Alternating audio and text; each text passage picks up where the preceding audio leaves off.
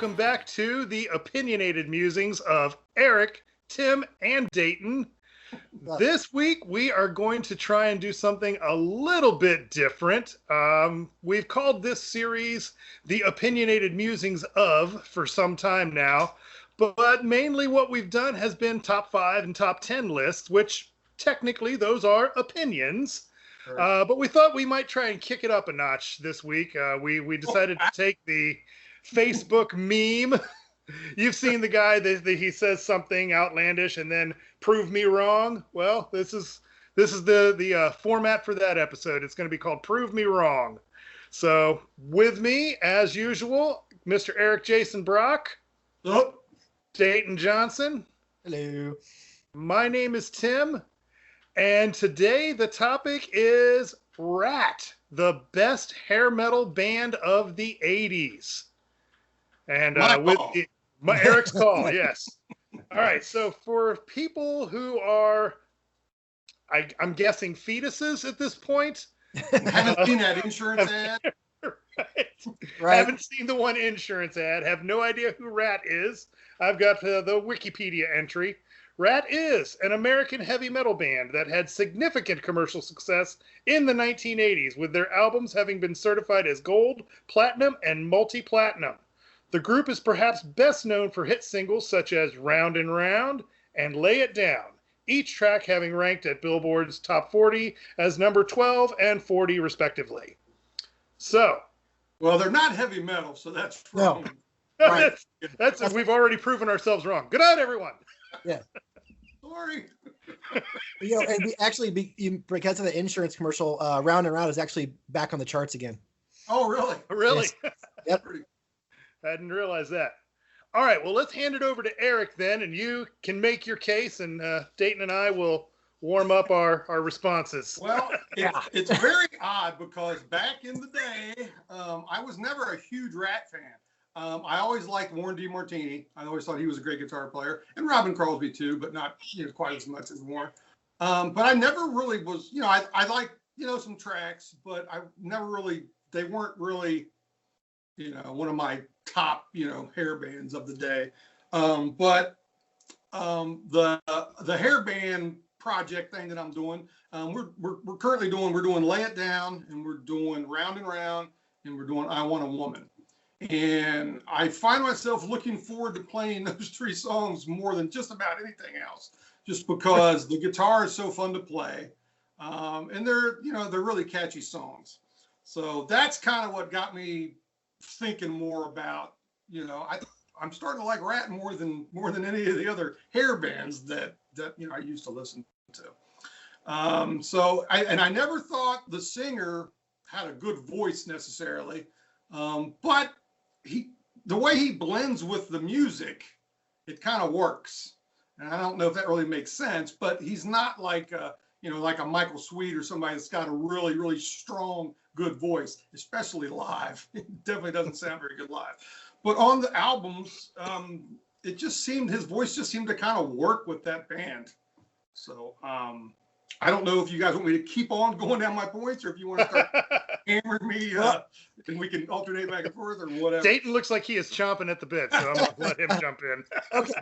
Well, all my notes are on my phone, so I'm going to have to put these on to help me read a little bit because, we're all getting older. Okay, so things I'll agree to. Warren DeMartini is definitely a very good guitar player. In fact, he made VH1's one of the top 10 underrated rock guitar players of the 80s. So yes, he's quite talented. I'm not going to say he's not. He actually replaced Jakey Lee in the band, and Jake went to play with Ozzy, and then Warren joined the band. And the bass player, Juan Crucier, I believe is how you say his name. Yes, he was actually in Quiet Riot before he went to go play with Dokken for 4 years before Jeff Pilson joined the band. So that was interesting, and he's also very talented, good singer, good songwriter. Yeah, and I was going to say Juan's kind of reminds me of Michael Anthony in the way that he's a really strong vocalist, for the backing vocals. Now, He's not as good as Michael Anthony, I don't think, but he's definitely got a strong voice that helps out with that. Right, and actually, I did see in my research that in his one of his most recent solo acts, he actually is the lead vocalist in his band. Really? So Okay. yeah. So okay. So and I will also admit that I have two of their songs on my 80s playlist. I have Wanted Man and You're in Love on my playlist. And I have also started to enjoy Way Cool Jr. Okay. So that's pretty much where my songs of Ratt I Like end. Okay. In anticipation of this, I actually went on Spotify and downloaded the This Is Ratt playlist and I listened to it for 4 hours. Okay. While I worked, I listened to Ratt for 4 hours. So, yes, You did pretty much the same thing I did, Dayton. I went through earlier today and I just took like the first 4 or 5 Ratt albums and the most recent album from 2010. I just put them on shuffle and I've been listening to them most of the day. right. You guys are pretty brave because Ratt's not necessarily the band you want to just put on and let flow through the entire album, because I think their songs that are good are really good. Their songs that are great are fantastic, but their songs that are bad are really bad. So you got to kind of have to jump around, I think. Yeah, there was a lot of skipping. I'm not going to lie. I made the effort to not skip because I'm like, really, because I've never owned a Ratt album. Yeah, you watch. I had a feeling you weren't going to skip. Knowing you, I was like, Dayton's going to listen to every single one. That's right. But the fact is, Robin Crosby fit with Warren DeMartini. They worked well together. They were a pretty good duo. My biggest complaint about the band, aside from the fact that I thought the talent in the band was wasted on the songs that were produced. There was a lot of talent there, with the exception of Stephen Pearcy, which his voice after a few songs really starts to grate on my nerves. But it's a waste.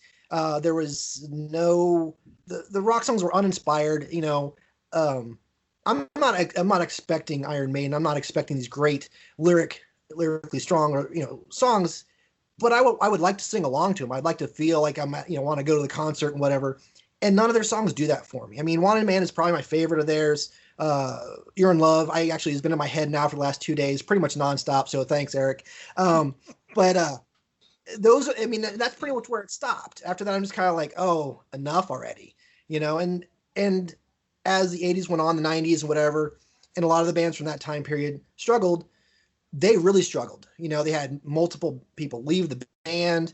There was legal issues over the name Ratt. It's just, they couldn't play well together anymore. And they just, I could care less, Yeah, Dayton, you touched on something that I had been thinking about too. And that was kind of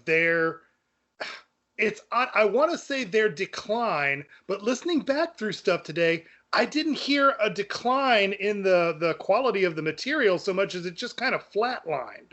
Yeah. It didn't really increase. It didn't take a nosedive. It just kind of stayed right where it was from that first album. And by the 4th or 5th album, they were still doing pretty much the same thing. But by then you're getting into like 1990, 1991. You got Nirvana and you've got Soundgarden and all the grunge acts coming up. And it's kind of the same thing that happened to Motley Crue around that time. They just kind of died off because the times had changed, people's listening interests and habits had changed, and they had decided we're going to keep doing the same old thing. Yeah, that's kind of what I like about. I mean, like with Motley Crue, like Shout at the Devil is a fantastic album. Oh, absolutely. But then like Theater of Pain, they got kind of clowny, I thought. And the thing I liked about Ratt is Ratt was just kind of always Ratt. They didn't try to get super poppy or anything, I didn't think. I mean, you mentioned Way Cool Jr. I'm kind of iffy on that song, but I think I at least thought that song was fun. Yeah, it's got a cool riff in it. But think about the Ratt albums, even like the newer ones. There's always 2 or 3, I think, really great songs. Now there's plenty of songs that suck mixed in on every album, but I always think there's at least 2 songs, and usually 3, maybe 4, depending on what album it is, that I think are really, really good songs and got really cool guitar in them. And like I said, his voice doesn't bother me as much as it sounds like it bothers Dayton. But I can totally see where somebody would say that because he's not a strong vocalist. No, he's not. Now, the thing that did surprise me when I was listening to stuff today, listening to them for several hours straight and listening to a lot of the tracks that I was not familiar with to begin with, was kind of eye-opening in what it revealed to me about the band, which was by the time you got to that most recent album they did back in 2010, well, I think they've done a couple other things, but that was the most recent thing that was on Spotify was the Infestation album in 2010. Right. Was how good they actually did still sound, because I've seen some live clips where Stephen Pearcy is brutal. Yeah. But the stuff that he definitely managed to pull it together into the studio. The production was strong, and the songwriting felt. I mean, I said earlier that it had kind of flatlined, but by the time you get to 2010, I kind of think that's a good thing in their favor. They remained very consistent, and by the time you get to that album, they still sound really almost as good as they did on the first 2 or 3 albums. They still sound like Ratt. Right. Yeah. Well, yeah. And that's fine, especially, I don't like them, so it doesn't really matter. But to your point, you're right. They didn't try to be anybody else, and that's fine, but you still have to grow. You still have to realize you're not 28, 30 years old anymore. You're now pushing 60, and you gotta, you should grow with the music. It didn't happen with Motley Crue. Dr. Feelgood is actually my second favorite album from them, but since then they really haven't done much that's been worth listening to.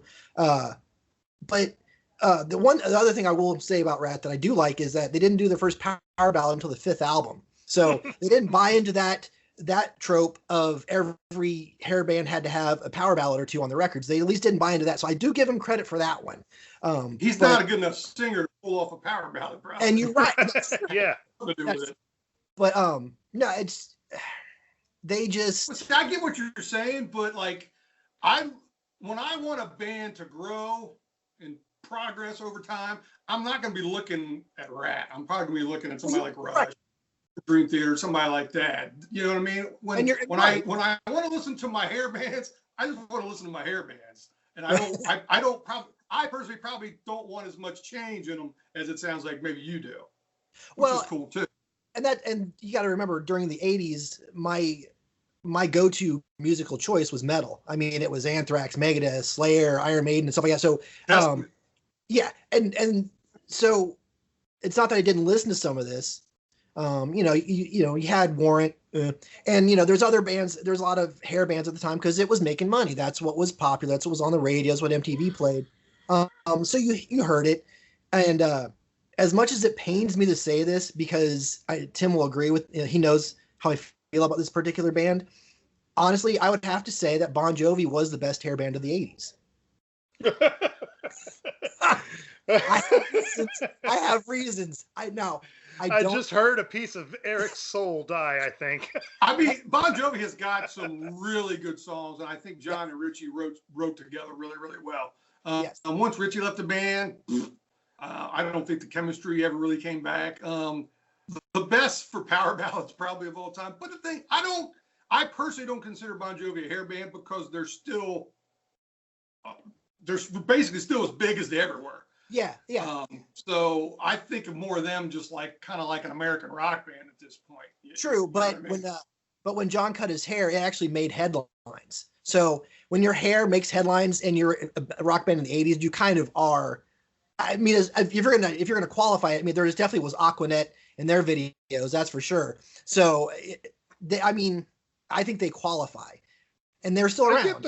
I get the point you're trying to make, Dayton. Yeah, they did. I think if we're gonna talk about the best hair band, as much as it pains me to say it, I have to go for some bands that I personally really don't like, because what are we talking about with the hair bands? We're talking about the image. We're talking about the popularity, the chart single success, which for me, most of my favorite bands never, I mean, a few of them here and there. Van Halen definitely had, their top charting hits, but they were not that top chart kind of band. Van Halen was kind of something that just kind of hit the charts. Yeah. Well, no, but and that's not who I'm trying to say. If we're talking about, you know, the image, we're talking about that chart popularity, we're talking about the level of interest among the females in the era, you've got to put a band like either Poison or Warrant as best hair metal. Yeah, but they were crappy. They were terrible. Well, we're not talking about quality of music. I like Warrant and Poison. I do.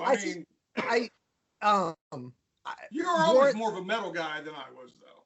Yeah, and that's fine. But at the same time, I mean, I'm not gonna lie. I'll sing along to a couple Poison songs. I like Fallen Angel. That's a great track. And Every Rose Has a Thorn is a good track. I mean, so there was some, but that's pretty much where it ends with Poison for me. The rest of it's garbage. And it was, I remember looking at the very first time I saw the cover of Look What the Cat Dragged In, I had to do a double take. And I'm like, those are dudes, right? You know, because ugly women. Yeah, because it was like they're either not attractive women or they're dudes that are wearing more makeup than the chick working at the record store. So, you know, it was like, okay, whatever. And Warrant, Uncle Tom's Cabin was it. That was the only song they had that was any good. It's a great song. It's good. It was like, it's one of the best power ballads I think of all time. You're probably right. They definitely, Heaven was a big song for them, and it was a very popular song. It's not, none of their songs are on my 80s playlist, and my 80s playlist is over 14 hours long. So how many true hair bands are on your 80s hair list? 3? I have Motley Crue's on there. It's like Bon Jovi's on there. But the fact is, I also have Andy Taylor from Duran Duran. His solo is on there. So I have it's not just all heavy metal. I have a song. What song? Take It Easy. For what? Andy Taylor? I might not. Oh, really? I like Take It Easy. I couldn't. If you hold a gun to my head, I couldn't tell you another name of any of his songs. But no, I mean, in fact, but you're right. Warrant does fit into that category more than Bon Jovi would, and so does Poison. And I guess in my mind, if I want to say it's the best, it's the band that not only fit that mold, but also, as far as I'm concerned, still exists, because there's so many 80s bands that just burned out right away. 90s came and killed so many of them, you know? And so many bands from the 90s on into the early 2000s fell into that trap, like Ratt and Queensryche and Great White, where you had the multiple competing versions of the band and who owns the name and what's the true legacy of this band, who is still carrying on from, you know, when we had that success, who is still carrying that line of the trueness of the band. Right. One thing that stuck out to me thinking about all of this was just how kind of, you know, slightly askew from the norm my own views on a lot of bands are, is that you talked about like Motley Crue and Poison, and you know, they have their legions of fans, but for me, the albums from each of those bands that I like the best are the ones that their fan base thinks suck the most. Like Motley Crue, the album they did with John Corabi instead of Vince Neil, I think it's a fantastic album. Yeah. I've actually heard which one was it with Richie Kotzen when he was in Poison for like 5 minutes? The song was Stand. Nobody knows. It was Richie Kotzen's Blood and Blood. Great singer. Richie Kotzen should be singing in any band he's in, because he sings better than anybody who's ever been in that is like the most hated Poison album among Poison fans, and I think it's probably the only Poison album that I can really sit down and listen to. I want to get Dayton's opinion on another hair band, Cinderella. Okay, they're actually, I have multiple songs from them on my. They went more bluesy. But Cinderella, I feel like they fell in. I'm sorry, I'll let Dayton get to his point, but they for me, they felt like they kind of got trapped in the hair band era when they were never really a hair band to begin with. They were absolutely a hair band when the first album came out, because their hair was 3 feet tall. The image I will give you. They quickly went to the straight, just long hair. They didn't poof it up. They were one of the first ones, I think, to kind of get away from the Aquanet. I honestly, they are a hair band because you just look at the album cover, you look at their singles. But yes, by the time we got to, was it Long Cold Winter? Yeah. There was more piano, there was more arranging, there was definitely a little more blues to it. So yes, they are actually on my 80s playlist, and because they were a better band. Cinderella is a hair band that I've always dug. And they're arguably probably better songwriters than Ratt. Yeah. But when I play a Cinderella song on guitar, I don't get as excited and I don't enjoy myself as much as I do when I play a Ratt song. And that's a big point as far as I'm concerned. That's why I've gotten so into Ratt, and why I'm saying prove me wrong on this is because of the guitar. Right, and like I said, that's definitely one of the things I'll agree that Warren Martini is definitely talented. I just felt like his abilities were wasted in that band. Like, I think more of his solo stuff might be a little more worth listening to. I don't know that I'd say that he was wasted in the band. I do think he had a lot more potential than what he showed in the band. Right. But honestly, other than Ratt, I don't think the guy's done much of anything, has he? He's done solo stuff, but yeah. I've never heard a note of it. So I'm wondering, I'm like, well, maybe, he definitely fit and worked well in the band. I do think he is by far the most talented member of the band. Just his playing, he was always... he would get name checked back in the 80s with like Eddie and Joe Satriani and other, the shredding crew. Right. Right. Yeah, and that's fine. And I see, as far as the guitar playing, that's up to you guys, because that's not my forte. I'm going off what I listen to and what I like and what I hear. And honestly, like I said, as much as it pains me, because I've never really been a Bon Jovi fan, but I do have multiple tracks from him on my playlist. And I guess to make my case for them would just be the fact how many records they've sold. 130 million records over their career, 14 studio albums, 5 compilations, 3 live records. They only had 2 lineup changes since they actually officially started. The bass player left, who was replaced by the guy who actually played on the Runaway. The first track that was ever recorded was Runaway, and he actually played on that song. So he joined the band, again. And but Alex John Such leaving the band doesn't have the same impact as Richie Sambora leaving the band. That's true. And that's true. But both Richie and John were actually inducted into the Songwriters Hall of Fame, and the band itself made it to the Rock and Roll Hall of Fame, which take that what you want. But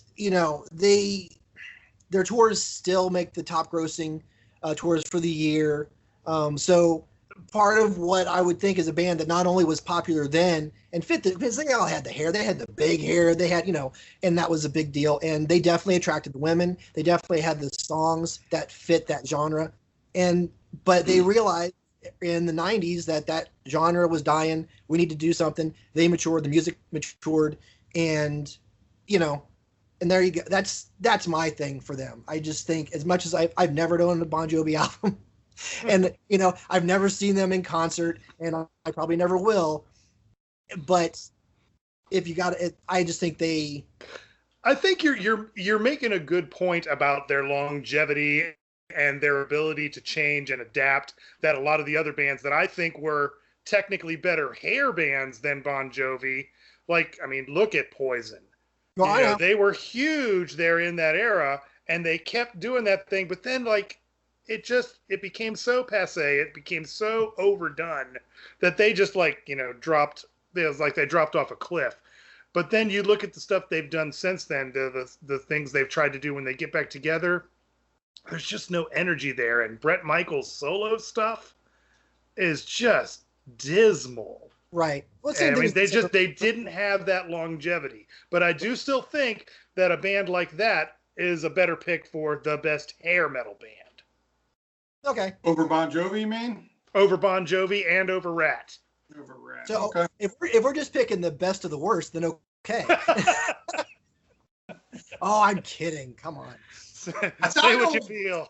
I don't go so much into album sales and stuff like that because, if you want to go that route, then Taylor Swift is probably sold more records than all the hair metal bands. And Well, I'd rather Well, then you're also I'd rather starting to get hammer into railroad spikes in my ears than listen to Taylor Swift. But that's another video. But that's also a different argument that, we're arguing the musical quality. And I don't think, any of the hair bands really, well, not very many of the hair bands, maybe a song or two here and there are going to measure up in that quality sense. But I think as representative of what was popular and well known from the era, I think you make a better case with a band like Poison or Warrant. Okay. I see the point, and yeah, I mean, as much as I dislike Poison and I mean, I really dislike them. And the best thing about Warrant was their album cover with the piece of pie and, that was pretty much it. I mean, they were okay. I almost have a melancholiness about the whole cherry pie thing with Warrant after hearing Janie Lane's story later on, right before he died, about how much he really disliked that song and that being the album, and how much he didn't want to be known as that guy at the time. And I think, I mean, say what you want to about fame, but I think that probably really took a toll on him and could have contributed to some of his problems. That's very true. The thing about Warrant is I like a lot of their songs that were never played on a radio, never had a video. And I'm kind of like that with a lot of the bands of that, that genre anyway. But right. What were you gonna say, Tim? I think he froze. I think Tim has frozen. That's going in the bloopers.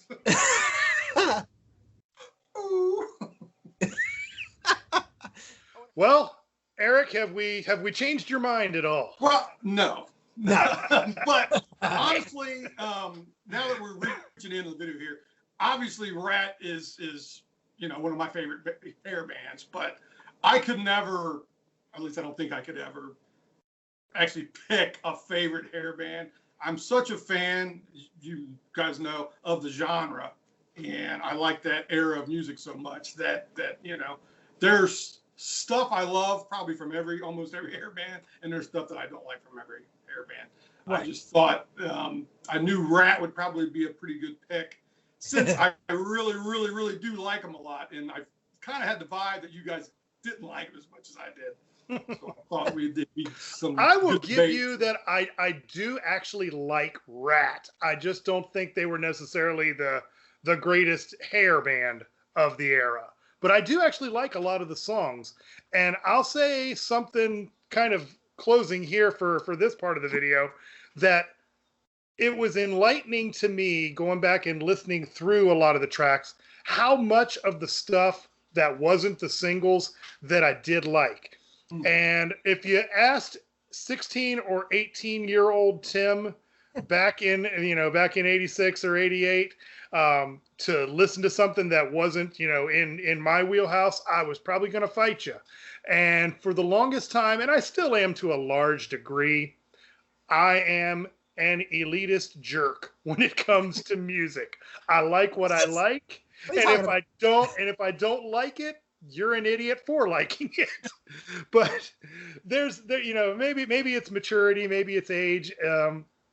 People you're going to like what you like, and right. It's totally cool, even if it's not something that I would necessarily go out and pick. But I'll say, like I was saying, listening just to Ratt for getting ready for this video, there were a lot of songs in there that I didn't realize were as good as they were. Are they going to make my top 10 of all time list? Probably not, but I definitely wasn't skipping a lot of it as much as I thought I would. So, there's a lot to be said. People that have different musical opinions from me may not be the epitome of all evil. I don't know. I just started listening to, in anticipation of this, I actually started listening to a podcast called Hair Metal Memories. I found it on Spotify. And every week they pick a different hair metal record to talk about that maybe they think is better than the genre. So cool. It's interesting. Look that up. What are some of the ones you've heard so far? They talked about Appetite for Destruction, which I won't get into that one. talked about the Whitesnake record, and let's see, what else did they do? Badlands, the Jakey Lee album, after he left. They talked about that one. They're actually getting ready to do one of Cinderella's records. So it's interesting. The guys are in Iowa is where they're based out of, and they have a special guest every week. It's somebody they know locally that's in music or whatever. So it's pretty interesting. They did their first one was Under Lock and Key from Dokken. So, but yeah, it's interesting. They're both one of them's a guitar player and I think they're both musicians in different bands and stuff like that. But it was kind of fun. And the whole hair metal thing, I still hate that.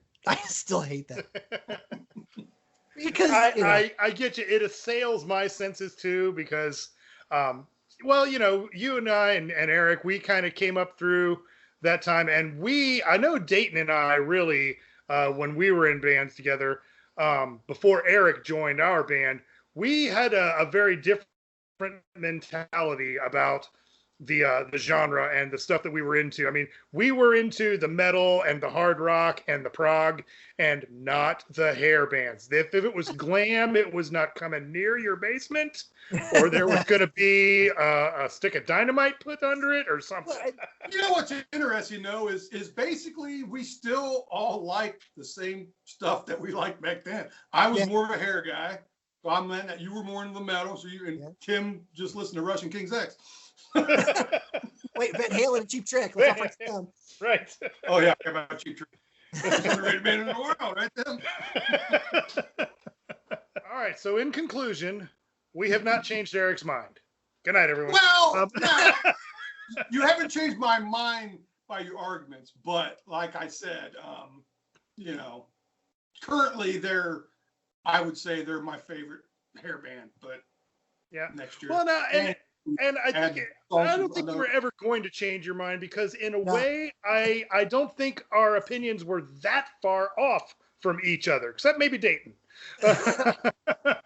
But, we, if we'd been doing like one of our regular top 5 or top 10 lists, I think there might have been some overlap in there on the stuff we did and didn't like, especially as we were just talking about Ratt.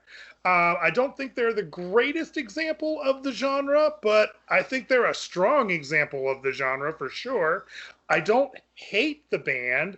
And like I said, Warren DeMartini, ton of talent there. They had some very good songs. They didn't progress. They didn't really change, but they were very consistent. Like the quality never really went down with them. I think if I'm not a guitar player, then I don't think the way that I think.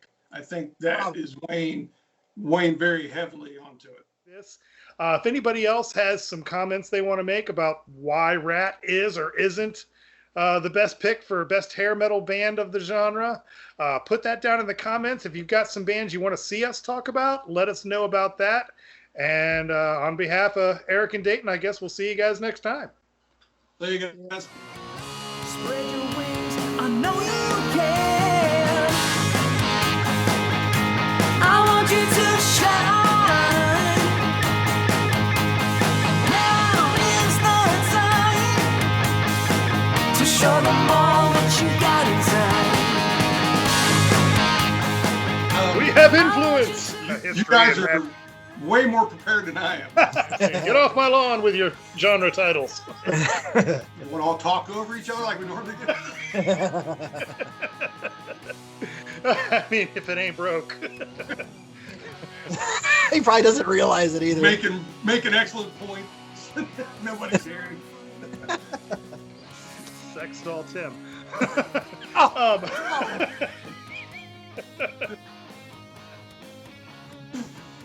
I thought you were like thinking at first. I was like, no, that's not what he looks like when he's thinking.